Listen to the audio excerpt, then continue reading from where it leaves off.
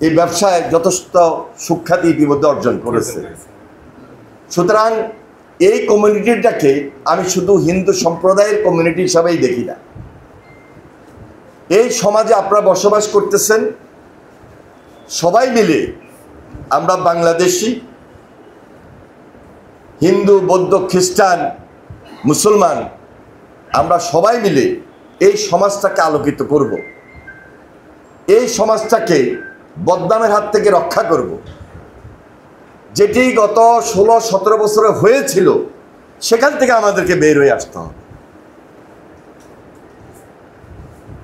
যে সমাজের মধ্যে গুম হয়, খুন হয়, যে সমাজের মধ্যে ব্যবসায়ীদেরকে মুক্তিপণ আদায় করার জন্য ব্যবস্থা করা হয়, জিম্মি করা হয়, সেই সমাজ থেকে আমাদেরকে বের হয়ে আসতে হবে। এবং বের হয়ে আসার জন্য আমরা কিন্তু কঠোর আন্দোলন করেছিলাম। আজকে 1 বছর পার হয়েছে। জুলাই মাস, আগস্টের 5 তারিখ, সব কিছু আপনাদের স্মরণে আছে, কোনো কিছু আমরা ভুলে যাই নাই। ইভেন গতকালকে গোপালগঞ্জের কথাও কিন্তু আমরা ভুলি নাই। আমাদেরকে কিন্তু খুব সজাগ এবং সতর্ক থাকতে হবে। খুব সতর্ক যদি না থাকি, ফ্যাসিস্ট যেভাবে দেশবাসীকে জিম্মি করেছিল, ঘায়েল করেছিল, আমরা সেই ঘায়েলের শিকার, সেই ফ্যাসিস্টের শিকার, সেই জিম্মি হওয়া, গুম খুনের মুখোমুখি হওয়া, ওই ধরনের পরিস্থিতি থেকে আমাদেরকে বের হয়ে আসতেই হবে। এবং সেই পরিস্থিতি থেকে যদি বের হয়ে আসতে হয়, স্বাভাবিক জীবনযাপন করতে হয়, স্বাভাবিক ব্যবসা করতে হয়, তাহলে ঐক্যটা হলো সবচেয়ে বড় জিনিস। এবং সেখানে সর্বপ্রথম হলো রাজনৈতিক ঐক্য। রাজনীতিবিদদের যদি ঐক্য না থাকে এবং সেই ঐক্যটা যদি সুদৃঢ় না হয়, ইস্পাত কঠিন দৃঢ় ঐক্য না হয়, তাহলে গতকালকে গোপালগঞ্জে যে পরিস্থিতির সৃষ্টি হয়েছিল ফ্যাসিস্ট দ্বারা, খুনিদের দ্বারা, যারা গুম করেছে, খুন করেছে, এই লুটেরা শ্রেণী দ্বারা ক্ষতির সম্মুখীন অন্যত্র হইতে পারেন। তাই সকল রাজনৈতিক শক্তি ঐক্যবদ্ধ হওয়ার কোনো বিকল্প নাই। ব্যবসায়ীরা, সমাজে যারা আমরা বিভিন্ন পেশায় আছি, বিভিন্নভাবে বসবাস করি, সবার দায়িত্ব হইল এই মুহূর্তে এই সরকারকে সর্বাত্মক সহযোগিতা করা।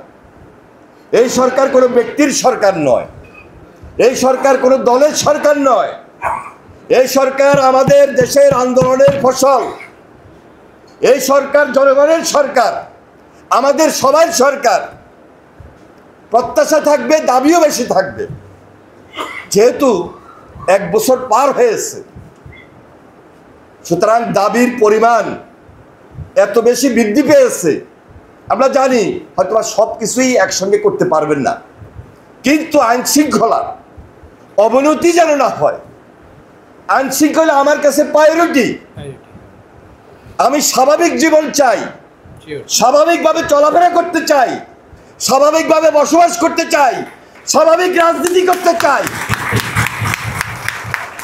সেখানে কারোর ভুলের কারণে, কোনো রাজনৈতিক দলের ভুলের কারণে, কোনো ব্যক্তির কারণে আমার এই স্বাভাবিক জীবন, স্বাভাবিক চলাফেরা, স্বাভাবিক বসবাস, স্বাভাবিক দেশ যদি ক্ষতিগ্রস্ত হয়, তাহলে আমরা সবাই ক্ষতিগ্রস্ত হব। এই জন্য প্রত্যেকটা রাজনৈতিক দল এবং রাজনৈতিক ব্যক্তি আমার কথা বলার সময়, আমার কর্মসূচি দেওয়ার সময় আমাকে কিন্তু খুব হিসাব নিকাশ করে এগোতে হবে। হিসাব নিকাশ করে আমাকে কথা বলতে হবে, হিসাব নিকাশ করে আমাকে কর্মসূচি দিতে হবে। আমার মনে হয় আমি কি বুঝাতে চেয়েছি নিশ্চয় আপনারা বুঝেছেন। আপনারা সতর্ক থাকবেন, সজাগ থাকবেন। বিশেষ করে আমাদের লক্ষ্মীপুরে এই জেলায় আমরা যারা আছি, we are United, fully United. কেউ যদি এখনো মনে করেন আমাদের এই ইউনিটির উপর আঘাত করতে গিয়ে দুই চারটা উল্টাপাল্টা বক্তব্য দিবেন, সেটাও আমরা অন করব না। কারণ আমাদের এই সমাজ ব্যবস্থাকে নষ্ট করার কোনো সুযোগ আপনাকে দেওয়া হয় নাই, আপনাদেরকে দেওয়া হয় নাই, কোনো সংগঠনকে দেওয়া হয় নাই। তাহলে বি কেয়ারফুল। আমি বারবার বলছি, সজাগ থাকুন, সতর্ক থাকুন। প্রতিটা ব্যক্তি, প্রতিটা রাজনৈতিক দল, রাজনৈতিক ব্যক্তিত্ব কথা বলার সময় হিসাব নিকাশ করে কথা বলা উচিত এবং বলতে হবে। আমার প্রয়োজনে, দেশের প্রয়োজনে, এলাকার প্রয়োজনে, সাধারণ মানুষের প্রয়োজনে। মানুষ এটা চায়, মানুষ এটা প্রত্যাশা করে। 5 তারিখের পর, 5 আগস্টের পর আরো বেশি প্রত্যাশা করে আমাদের রাজনীতিবিদদের কাছে। তাহলে আমরা যদি না দিতে পারি, কে দিতে পারবে? কেউ দিতে পারবে না। তাই